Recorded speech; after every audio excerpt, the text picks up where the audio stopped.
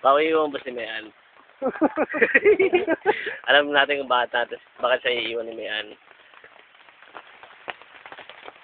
Bakit kaya? Bakit kaya siya iiwan ni Paolo? Ewan ko.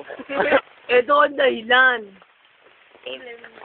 Ang mataba. Tutok mo sa bilbil. Bilbil! Malaki ang puwet. Kita. 1, 2, 3. Kita. Kapal na maayo. Ang braso, parang hita na rin. Ayan. Ano kaya mangyayari pag iniwan si Paolo?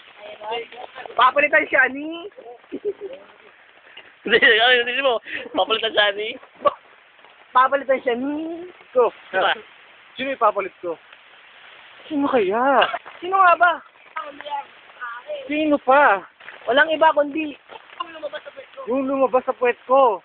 Sino ba sa puwet mo? Taha. Gago! Sasabi mo, may lumabas sa puwet. May lumabas sa puwet ko. Tae! Yun! Bigyan mo na, Bill.